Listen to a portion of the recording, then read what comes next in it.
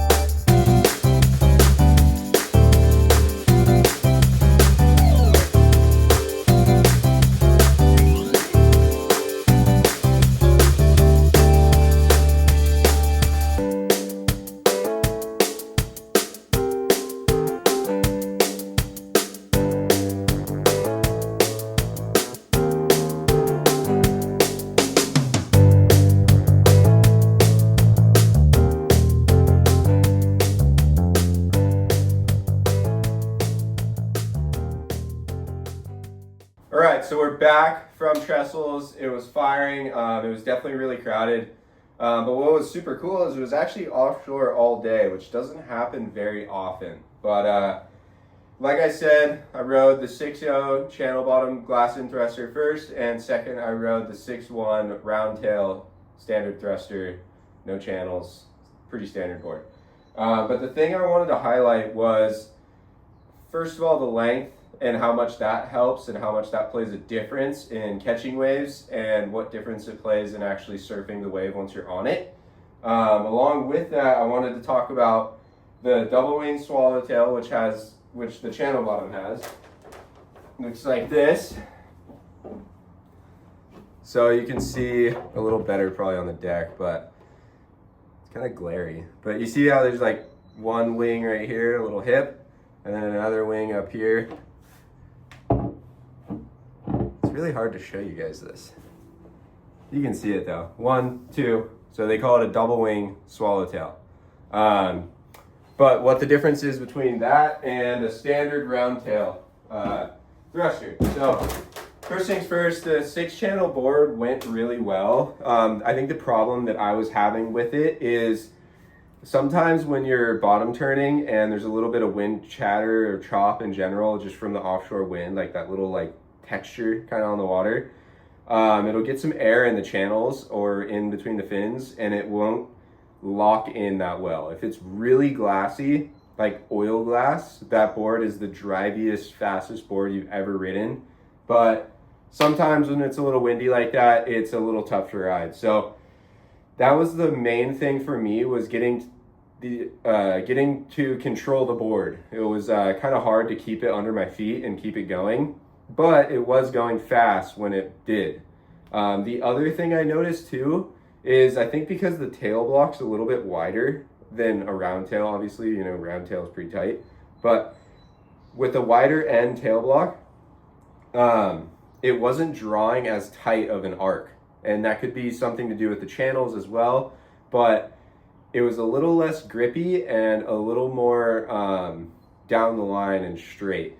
So it was kind of hard to draw like carvy lines out at lowers, because that wave, the shoulder is really soft, but the pocket's really powerful. So you really want to be like up and down in the pocket, kind of like Griffin and Crosby and Cole Houshman and everyone else that surfs there pretty much. They surf right in the pocket. And I mean, maybe they go down the line to make a section and then they're right back in the pocket. And that's the only place they're really doing the crazy turns you see. They may do a cutback or something, but you really got to stay in the power source out there is kind of all I'm getting at. So that was the main difference between the two. Now let's talk a little bit about length. So these boards are 1 inch different in length. At least that's what it says on the stringer. So I don't know if that's true or not, mind you, but it says they're 1 inch different. Actually, let's measure it. So give me 1 second. Tape measure.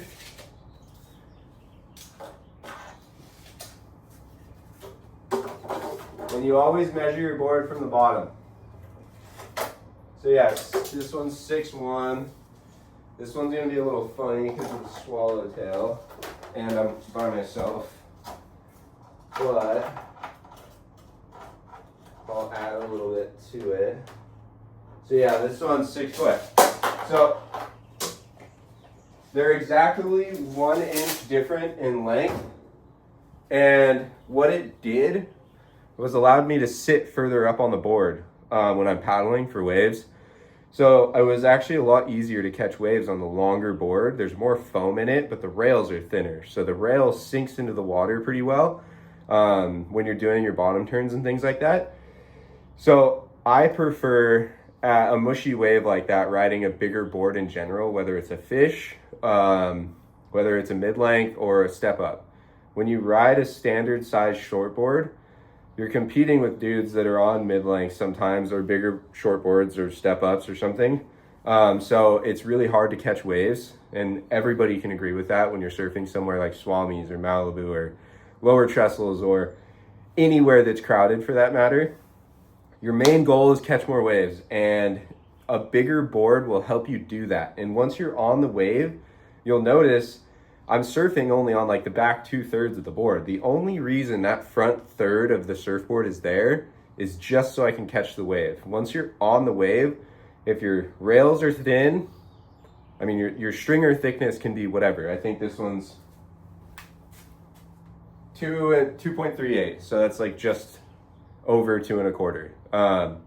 But your rail thickness is what matters. If it's really thin on the rails and tapered, it's gonna sit deep in the water when you're on edge, so you'll get a lot of drive and a lot of hold out of it, and it won't feel like a really big surfboard. Also, the width is 18.69. Typically I ride 18.88, so it's a little narrower and it's a little thinner, but it's longer. So you take pretty much a 5'11" and you stretch both ends of it, and that's what you get when you get this specific 6'1". Now the reason it helps is because when you're doing long hacks, long cars, or even surfing vertical in the pocket, that extra board helps bring you around, because that curve of the rail line will grab in the water and really push you through turns. And it's really helpful for power surfing, because it makes you push harder on the bottom. Now, the boards are only 1 inch different, but in length, but the width on the channel bottom thruster, the swallowtail board, is 19. So this one's 6'0", 19. You can see the buckle that I fixed right here. You can see it kind of shining in the light. Ian Gottrin buckled it. But yeah, 6'0", 19, 2 3/8. And then the other one is, or sorry, I said 2 3/8, but it's 2.38, not 2 3/8. But the other one is 6'1", 18.69. So it is just a little over 1/4 inch narrower on this board, but the exact same thickness. So that's kind of the difference. Is the narrower board is going to be more drivey, more on rail, and a lot more powerful. It turns, more power surfing. So that's kind of my 2 cents. I think the round tail helps turning a lot. You know, it helps you carve and draw open face lines, versus a swallowtail is kind of drifty, or like a squash tail is kind of drifty. So that's why I always typically tend to go for a round tail or a pin tail on my standard thruster shortboards. But if I'm riding like smaller waves, then sure, yeah, I would ride like, you know, this diamond tail, for example, or like my chop tail thruster that I shaped, or, you know, something like that. So that's kind of my 2 cents. One thing we could do really quick is kind of do a little lap through the board. So got the Infinity Quad. I got an old round nose fish that I broke the nose on. I got an old Tyler Warren that was shaped for Kolohe Dino. I got the big toe. Asymmetrical boards from Donnie. I got the fish in here. More fishes. Little mini quad. Another fish. Got all kinds of cool surfboards. So drop something in the comments is something you want to see me ride. This would be kind of fun to see what you guys think. This yellow single fin's pretty sick. But yeah, I got all kinds of cool stuff. So hit me up, drop it in the comments what you want to see me ride. And yeah, tell me what you think about riding longer surfboards, if you think it's good too. Well, yeah, I forgot about these boards up in the roof. But thanks for tuning back in. Like, comment, subscribe, and we'll catch you guys next week.